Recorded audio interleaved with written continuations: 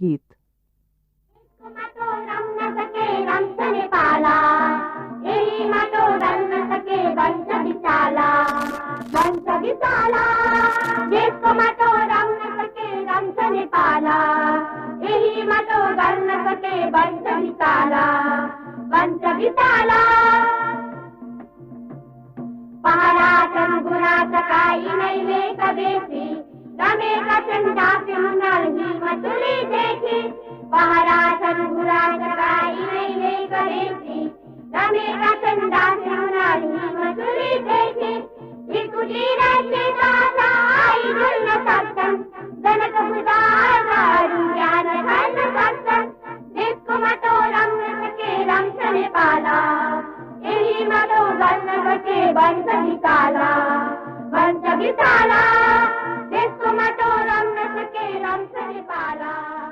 नमस्कार। विराटनगर दूर शिक्षा कार्यक्रम अन्तर्गत प्रसारण भइरहेको शिक्षण सिकाइ कार्यक्रमको कक्षा 6 को नेपाली विषयको आजको कक्षामा म सविता गौतम यहाँहरू सम्पूर्ण दर्शक तथा विद्यार्थी भाइ बहिनीहरूलाई मकालु टेलिभिजनको आजको कक्षामा हार्दिक स्वागत गर्दछु। विद्यार्थी भाइ बहिनीहरू, गएको कक्षामा हामीले विभिन्न विधा अन्तर्गत रहेर 5 वटा पाठहरूको अध्ययन गरिसकेका छौँ। भर्खरै मात्र हामीले भवानी भिक्षुको जीवनी विभिन्न अभ्यासहरू गर्दै समाप्त गरेका छौँ। भाइ बहिनीहरू, हामीले गएका कक्षाहरूमा पहिलो पाठका रूपमा नेपाली विषयको कविता विधा अन्तर्गतको गुरु कविता पढेका थियौँ। भाइ बहिनीहरूलाई सम्झना भएकै हुनुपर्छ। हामीले त्यो कविता पढ्नुभन्दा पूर्व पनि हामीले नेपाली विषयमा भिन्न भिन्न विधा क्षेत्रका पाठहरू पढ्नुपर्ने हुन्छ भनेर मैले तपाईहरु समक्ष भनेकी थिएँ। हामीले त्यसै गरी दोस्रो पाठमा कथा पढ्यौँ भाइ बहिनीहरू, तेस्रो पाठमा हामीले प्रबन्ध पढ्यौँ, चौथो पाठमा हामीले संवाद पढ्यौँ र पाँचौं पाठमा हामीले जीवनी पढ्यौँ। एकपटक तपाईहरु आफ्नो पुस्तक पल्टाएर हेर्नुस् त, तपाईहरुले यी कुराहरू अवश्य पनि थाहा पाउनुहुनेछ। र आजको पाठ भने भाइ बहिनीहरू तपाईहरुले स्क्रिनमा देखिसक्नु भएको छ। मैले खोला कविता पढाउन लाग्दैछु आज। यो हाम्रो पाठ 6 मा रहेको पाठ हो। कक्षा 6 को नेपाली विषयको पाठ 6 मा खोला कविता रहेको छ भाइ बहिनीहरू। यो कविताको शीर्षक खोला रहेको छ। यो कविताका कवि सत्यमोहन जोशी रहेका छन्। भाइ बहिनीहरू, खोला पाठको सस्वर वाचन गर्नुभन्दा पूर्व म तपाईहरुलाई खोला शब्दको शाब्दिक अर्थको बारेमा पनि अलिकति तपाईहरुसँग थोरै चर्चा गर्नेछु। भाइ बहिनीहरू, खोला भनेको के हो भनेर मैले तपाईहरुलाई सोधे भने तपाईहरुले झट्ट जवाफ दिनुहुनेछ नदी भनेर। तर ठ्याक्कै खोलाको शाब्दिक अर्थ नदी भन्ने चाहिँ होइन भाइ बहिनीहरू। नदीलाई खोला भन्दा अलिकति ठूलो रूप मानिन्छ, अथवा नदी अविरल रूपमा कहिल्यै पनि नसुकिकन हिमालबाट पग्लेर आएको हिउँबाट बग्ने जलप्रवाहलाई नदी भनिन्छ भने वर्षाको पानीमा ठूलो हुने, हिउँदमा अलि सानो हुने र धेरै खडेरी लागे सुक्ने त्यस्ता प्रकारका नदीका खोला अथवा जलप्रवाहहरूलाई हामीले खोला भनेर चिन्नुपर्ने हुन्छ। सामान्य अर्थमा त नदी र खोला हामीलाई उस्तै नै लाग्ने गर्छ, तर यिनीहरूको शाब्दिक अर्थ खोज्दै गयौँ भने हामीले यसको अर्थ अलिकति भिन्नै पाउँछौँ। तर पनि यो जलप्रवाह हो भन्ने चाहिँ हामीले थाहा पाउनु पर्नेछ भाइ बहिनीहरू। यो कुरा तपाईहरुलाई थाहा छ। नदी भनेको अथवा खोला भनेको जलप्रवाह हो, जहाँ पानी बग्छ त्यसलाई हामीले खोला भन्ने गर्छौँ। अहिलेको अवस्थामा त अझ भन्नुपर्दा खोलाले जताततै वितण्डा मच्चाइरहेको छ भाइ बहिनीहरू। तपाईहरुलाई मैले खोलाको अर्थ के हो भनेर सम्झाइराख्नु आवश्यकै हुँदैन जस्तो लाग्छ, किनभने खोलाले जताततै मानिसहरूका घर बगाइरहेको छ, धनजनको क्षति भइरहेको छ। यस्तो अवस्थामा हामीले खोला भनेको के हो भनेर अर्थै राख्नु मैले आवश्यकै पर्दैन कि जस्तो पनि मलाई लाग्छ। सम्झिनुस् त, अहिले खोलाले कता कता कस्तो आपत्ति निम्ताइरहेको छ। झरीको समय छ, प्रत्येक दिन पानी परै छ है। यो समय उर्लेर बग्ने, धनजनको क्षति गराउने खोलाका रूपमा मात्रै तपाईहरुले खोलालाई चिन्नु भएको छ भने त्यो चाहिँ फेरि गलत पनि हुन सक्छ नि भाइ बहिनीहरू। खोला वितण्डा मचाउने, दुःख दिने पानीको अथवा जलको प्रवाह मात्रै होइन भाइ बहिनीहरू, खोला हाम्रो जीवन पनि हो। खोलाले हामीलाई जीवन पनि दिएको छ। कविता पढ्दा तपाईहरुले ध्यान दिएर पढ्नुभयो भने त्यो कुरा तपाईहरुले महसुस गर्नुहुनेछ। र खोला त्यस्तो हो र मैले खोलाको शाब्दिक अर्थको बारेमा तपाईहरुसँग चर्चा गरेँ। खोला कविता लेख्ने व्यक्ति सत्यमोहन जोशीको बारेमा पनि हामीले अलिकति चर्चा नगरिकन पाठ अगाडि बढायौं भने त्यो हाम्रो लागि श्रेयस्कर हुँदैन भाइ बहिनीहरु। हामीले कवि परिचय पनि थाहा पाउनु पर्ने हुन्छ। यो कविताका कवि सत्यमोहन जोशी हुन्। उनको जन्म विक्रम सम्वत 1977 वैशाख 30 गते भएको थियो। वैशाख 30 गते ललितपुरमा भएको थियो भाइ बहिनीहरु। एउटा गर्वको विषय चाहिँ के छ भने भाइ बहिनीहरु, कवि सत्यमोहन जोशी हामी समक्ष अहिले पनि 101 वर्षको उमेरमा पनि जिउँदो जाग्दो तगडा अवस्थामै हुनुहुन्छ। हामीले गर्व गर्ने विषय हो यो। उहाँ कवि मात्र होइन, संस्कृतिविद पनि हो उहाँ, है। उहाँले हाम्रो नेपाली संस्कृतिहरूको अध्ययन गर्नुभएको छ, अनुसन्धान गर्नुभएको छ र धेरै संस्कृति सम्बन्धी पुस्तकहरू पनि लेख्नु भएको छ। उहाँ त्यस्ता जिउँदा इतिहासका रूपमा पनि हामी समक्ष हुनुहुन्छ। उहाँलाई हामीले आजको कक्षा सुरु गर्नुभन्दा पूर्व एकपटक यस्ता जिउँदा इतिहास 101 वर्षका अहिले पनि सबल व्यक्तिलाई हामीले श्रद्धा प्रकट नगरिकन खोला पाठ अगाडि बढाउन अनर्थ हुन्छ भाइ बहिनीहरु। तसर्थ हामीले उहाँलाई आदर र श्रद्धाका भावले हेर्नुपर्ने हुन्छ। उहाँ त्यस्ता श्रद्धेय व्यक्ति हुनुहुन्छ। 100 वर्षको उमेरमा पनि साहित्य रचना गर्ने क्षमता, संस्कृति सम्बन्धी अध्ययन खोज गर्ने क्षमता उहाँमा अहिले पनि जिउँदो जाग्दो छ। उहाँ त्यस्तो प्रकारको व्यक्ति हो भाइ बहिनीहरु। उहाँको जन्म 1977 वैशाख 30 गते ललितपुरमा भएको थियो, है। मैले सामान्य परिचय पनि तपाईहरुलाई बताएँ। खोला कविता तपाईहरुले आफ्नो पाठ्यपुस्तकमा पनि पल्टाएर हेर्न सक्नुहुन्छ भाइ बहिनीहरु। त्यहाँ एउटा रुख, नदी, पहाड यस्तो चित्र दिएको छ। हामीले स्क्रिनमा पनि हेर्न सक्छौं। खोला कवितामा भएको तस्बिरलाई एउटा खोला छ, त्यसको छेउमा एउटा रुख छ, पहाड छ। यसरी हामीले खोलाको चित्र त्यहाँ देख्न सक्छौं र कवि सत्यमोहन जोशीको नाम पनि त्यहाँ दिएको छ भाइ बहिनीहरु। र त्यसकै छेउतिर कविता लेखिएको छ। र हाम्रो यो खोला कविता भाइ बहिनीहरु मन्दाक्रान्ता छन्दमा लेखिएको कविता हो। मैले तपाईहरुलाई छन्दको बारेमा गुरु कविता पढाउँदा पनि चर्चा गरेकी थिएँ। गुरु कविता अनुष्टुप छन्दमा लेखिएको कविता हो भनेर। अनुष्टुप छन्दमा लेखिएको कविता र मन्दाक्रान्ता छन्दमा लेखिएका कविताहरूको लय यति चाहिँ अलिकति भिन्न हुने गर्छ भाइ बहिनीहरु। तसर्थ तपाईहरुलाई आज म लयबोध खोला कविता कसरी गाउन सकिन्छ भन्ने कुरा तपाईहरुलाई सिकाउन जाँदैछु। तसर्थ पनि मैले मन्दाक्रान्ता छन्दका केही कविताहरू उदाहरणका रूपमा तपाईहरुलाई प्रस्तुत गर्नुपर्ने हुन्छ भाइ बहिनीहरु, है। मन्दाक्रान्ता छन्दका केही कविताहरू जस्तै तपाईहरुले अब आउने वर्ष कक्षा 7 मा गइसकेपछि परिचय भन्ने कविता पढ्नुपर्ने हुन्छ। कवि सिद्धिचरण श्रेष्ठले लेख्नु भएको कविता हो यो। त्यो परिचय कविता पनि मन्दाक्रान्ता छन्दमा लेखिएको कविता छ भाइ बहिनीहरु। र तपाईहरुले माधवप्रसाद घिमिरेको वैशाख कविता पढ्ने अवसर पाउनुभयो भने पनि त्यसलाई पनि तपाईहरुले मन्दाक्रान्ता छन्दमै पढ्नुपर्ने हुन्छ। म एकपटक तपाईहरुलाई यो लय सिकाउनका लागि वैशाख कविताको सानो अंश र परिचय कविताको सानो अंश तपाईहरुलाई वाचन गरेर सुनाउने छु। ध्यानपूर्वक सुन्नुहोला। त्यसपछि म कहाँ गति यति विश्राम लिँदै हामीले कविता वाचन गर्नुपर्छ भन्ने कुरा पनि तपाईहरुलाई सिकाउने छु, है त।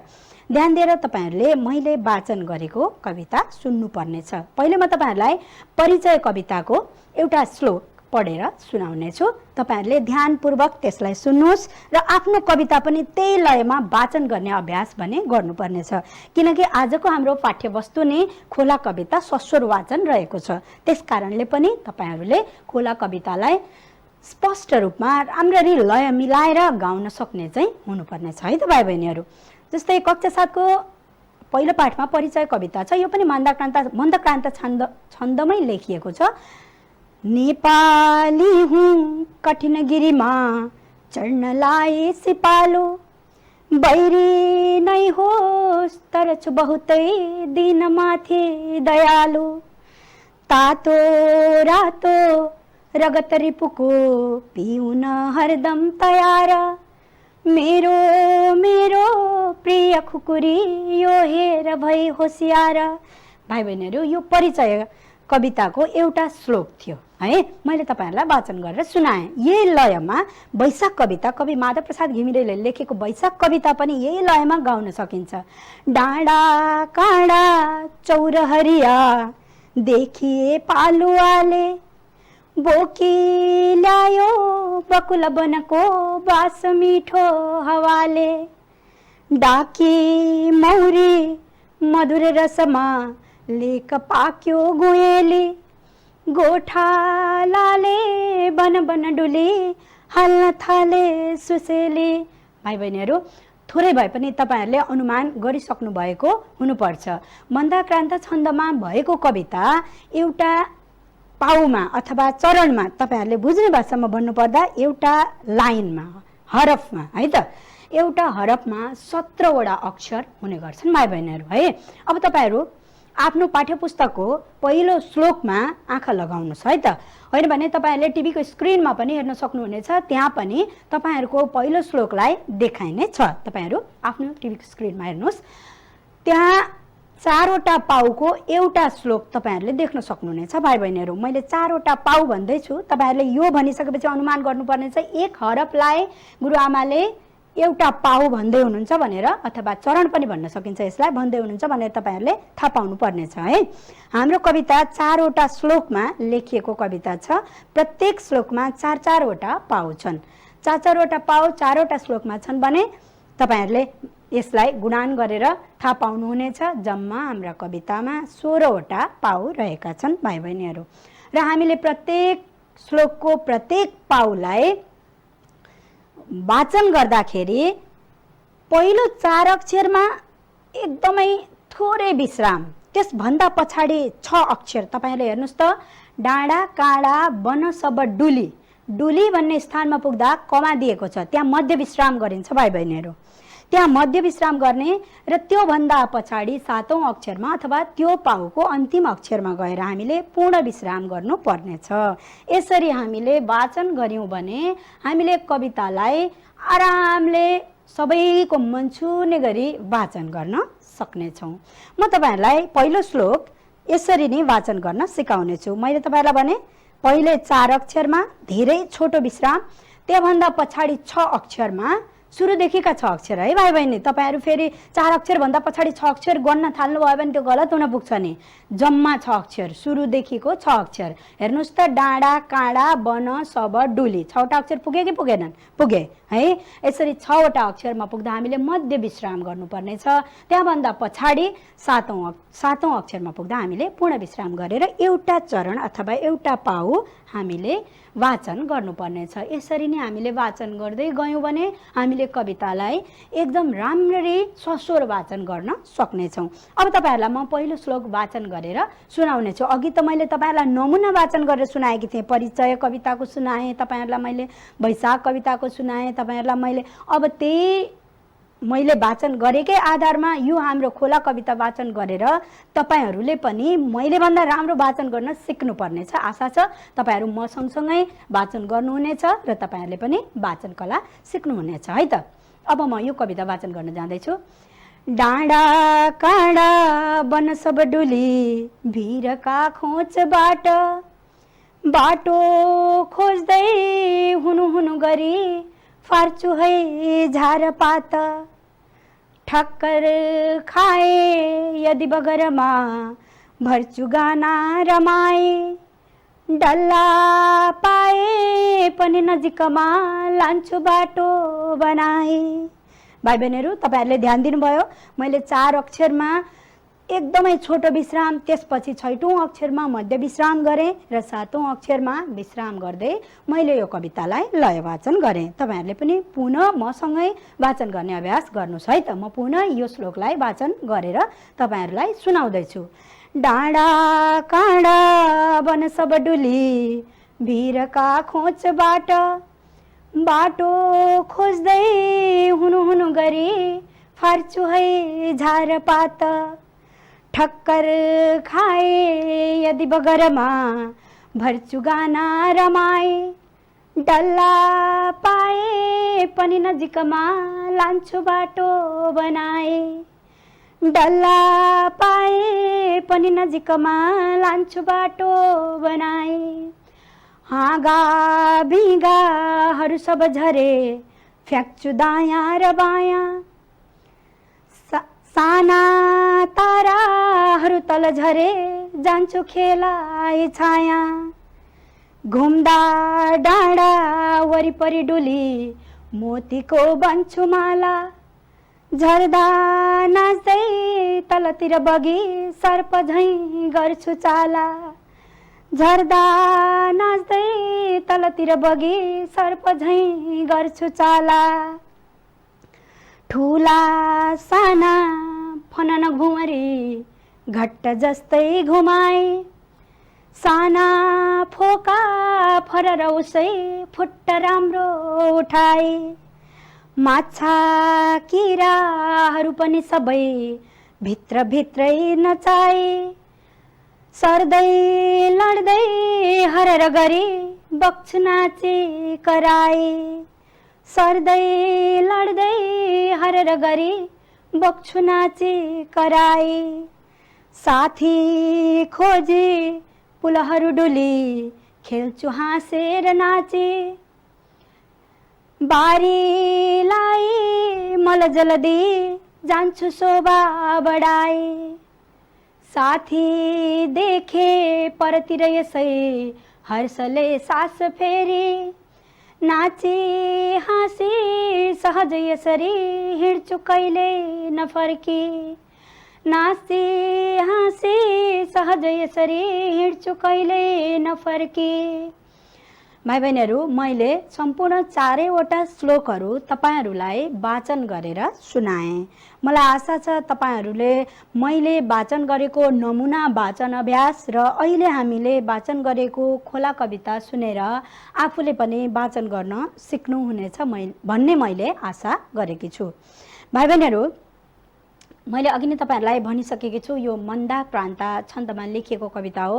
मन्दाक्रान्ता छन्दमा लेखिएको कवितामा एउटा चरणमा अथवा एउटा पाउमा तपाईहरूले बुझ्ने भाषामा एउटा लाइनमा 17वटा अक्षर हुन्छन्। प्रत्येक 17वटा अक्षरको पहिलो विश्राम एकदमै छोटो विश्राम हामीले चौथो अक्षरमा गर्नुपर्नेछ भने मध्य विश्राम हामीले 6औं अक्षरमा गर्नुपर्नेछ र हामीले पूर्ण विश्राम 7औं अक्षरमा अथवा 17औं अक्षरमा है। तपाईहरूलाई सुरुदेखि गन्दै जाँदा हेर्नुहोस् त, तपाईहरूले हेर्नुभयो भने थाहा पाउनुहुनेछ 17औं अक्षरमा गएर हामीले विश्राम गर्नुपर्ने हुन्छ। यसरी हामीले कविता वाचन गर्न सक्छौँ। यसरी वाचन गर्दा तपाईहरूले त्यहाँ भएका मात्राहरूलाई पनि ध्यान दिएर वाचन गर्नुपर्ने हुन्छ। भाइ बहिनीहरू, तपाईहरूलाई थाहा छ कि छैन यो कुरा, हामीले दीर्घ मात्रालाई अलिकति लामो स्वर तानेर वाचन गर्नुपर्ने हुन्छ। हामीले अरू बेला पनि तपाईहरूले पाठ पढ्दा पनि यो कुरा ध्यान दिनु, ख्याल गर्नुपर्ने हुन्छ। जुन मात्राहरू दीर्घ हुने गर्छन् ती मात्राहरूलाई अलिकति स्वर तानेर गर्ने गरिन्छ। जस्तै मैले डुली भन्ने ली दीर्घ छ र त्यहाँ विश्राम पनि गर्नुपर्ने छ, जसमा मैले जहाँ पुग्दा मैले अलिकति विश्राम गर्नुका साथै त्यसलाई स्वर पनि तानेकी थिएँ है। म पुनः तपाईहरूलाई पहिलो लाइनदेखि पढेर वाचन गरेर सुनाउँदैछु। तपाईहरूले पुनः यो कविता एकपटक सुन्नुहोस् है त। डाँडा काँडा वन सब डुली भिरका खोजबाट बाटो खोज्दै हुनु हुनु गरी फार्छु है झारपात। दुईटा चरण मात्रै, दुईटा पाउ मात्रै तपाईहरू मसँगै गाउन सक्नुहुनेछ। फेरि एकपटक अभ्यास गरौँ। डाँडा काँडा वन सब डुली, हेर्नुहोस् त, म डुलीमा आइपुग्दा अलिकति विश्राम हुन्छु।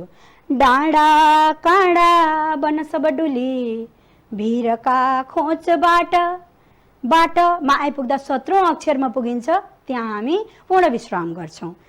धेरै सानो छोटो विश्राम 4औं अक्षरमा। डाँडा काँडा वन सब डुली भिरका खोजबाट बाटो खोज्दै हुनु हुनु गरी फार्छु है झारपात। तपाईहरु पनि अभ्यास गर्नुस् त मसँगै। पुनः म दोहोर्याउँदैछु तपाईहरुका लागि। डाँडा काँडा वन सब डुली भिरका खोजबाट बाटो खोज्दै हुनु हुनु गरी फार्छु है झारपात ठक्कर खाए यदि बगरमा भर्छु गाना रमाए डल्ला पाए पनि नजिकमा लान्छु बाटो बनाए डल्ला पाए पनि नजिकमा लान्छु बाटो बनाए। यसरी नै तपाईहरुले अभ्यास गर्नुपर्नेछ भाइ बहिनीहरु। यो अभ्यास तपाईहरुले अल्छी नगरिकन गर्नुभयो भने पक्का पक्की हुन्छ। तपाईहरुलाई सस्वर वाचन अझ नहेरिकन तपाईहरुलाई खोला कविता मजाले गाउन आउनेछ। तर तपाईहरुले अभ्यास भने जारी राख्नु पर्नेछ। हामी कतिको बानी के छ भने हामी संकोच मान्छौं कविता वाचन गर्ने बेलामा। हाम्रो लय मिल्दैन अनि हामी लजाउँछौं, मुन्टो बटार्छौं, यताउता मुख लुकाउँछौं। यो हाम्रो सबैभन्दा ठूलो कमजोरी हो। कक्षामा मैले कतिपय भाइ बहिनीहरुलाई सस्वर वाचन गर्न लगाउँदाखेरि उहाँहरु त्यसै गर्ने गर्नुहुन्छ, तर बारम्बारको अभ्यासले उहाँहरु पोख्त बन्नुहुन्छ र पछि उहाँहरुले वाचन गरेको सुन्दा मलाई पनि आनन्द लाग्ने गर्छ भाइ बहिनीहरु। आशा छ तपाईहरुले पनि त्यस्तै आनन्द लाग्ने गरी वाचन गर्न सिक्नुहुनेछ। त्यसैगरी अर्को दोस्रो श्लोकतिर जाँदैछु भाइ बहिनीहरु। तपाईहरु पनि आफ्नो पाठ्यपुस्तकमा हेरेर दोस्रो श्लोक वाचन गर्न सक्नुहुनेछ म सँगसँगै, अथवा नभए मैले जुन चरण अथवा पाउलाई वाचन गरेको हुन्छु म दोहोर्याइदिन्छु। दोस्रो पल्ट तपाईहरुले मसँगै भन्न सक्नुहुनेछ है त। हाँगा बिगाहरु सब झरे फ्याक्छु दायाँ र बायाँ। तपाईहरुले मसँगै दोहोर्याउन सक्नुहुन्छ। हाँगा बिगाहरु सब झरे फ्याक्छु दायाँ र बायाँ साना ताराहरु तल झरे जान्छु खेलाइ छाया घुम्दा डाँडा वरिपरि डुली मोतीको बन्छु माला झर्दा नाच्दै तलतिर बगी सर्प झैं गर्छु चाला झर्दा नाच्दै तलतिर बगी सर्प झैं गर्छु चाला ठुला साना फनन भुमरी घट्ट जस्तै घुमाए ठुला साना फनन भुमरी घट्ट जस्तै घुमाए साना फोका फरर उसै फुट्ट राम्रो उठाए साना फोका फरर उसै फुट्ट राम्रो उठाए माछा किराहरु पनि सबै भित्र भित्रै नचाए सर्दै लड्दै हरहर गरी बक्छु नाचे कराए सर्दै लड्दै हरहर गरी बक्छु नाचे कराए साथी खोजी पुलहरु डुली खेल्छु हाँसेर नाचे साथी खोजी पुलहरु डुली खेल्छु हाँसेर नाचे बारीलाई मल जलदी जान्छु शोभा बढाए बारीलाई मल जलदी जान्छु शोभा बढाए साथी देखे परतिर यतै हर्षले सास फेरी हाँसी नाची सहज यसरी हिँड्छु कहिल्यै नफर्की हाँसी नाची सहज यसरी हिँड्छु कहिल्यै नफर्की। भाइ बहिनीहरु, मैले दोस्रो पटक त्यो पनि दोहोर्याई तपाईहरुलाई कविता वाचन गर्न सिकाएँ। आजको कक्षा कविता वाचनको थियो। हामीले वाचन गर्न जान्नुपर्ने थियो। आउने कक्षाहरुमा हामी शब्दार्थ, वाक्यमा प्रयोग, भाव विस्तार अथवा भावबोध, कविताको भावबोध त गर्नै बाँकी छ। आउने कक्षामा तपाईहरुलाई म भावबोध गराउनेछु। आज मैले लय वाचन मात्रै गरे। अब हामी अर्को कक्षामा चाहिँ भावबोध गर्नेछौँ। भाइ बहिनीहरु, हाम्रो निर्धारित समय लगभग समाप्त भइसकेको छ। अब कक्षा 7 को नेपाली विषय पढाउनका लागि गुरुआमा तयार भएर बसिसक्नु भएको छ र कक्षा 7 का सम्पूर्ण विद्यार्थी भाइ बहिनीहरुलाई तयार भएर रहन आग्रह गर्दै आउने कक्षामा पुनः भेट हुनेछ भन्ने आशा राख्दै आजको कक्षाबाट सम्पूर्ण दर्शक तथा मेरा प्यारा प्यारा विद्यार्थी भाइ बहिनीहरु समक्ष म बिदा हुन चाहन्छु। धन्यवाद, नमस्कार।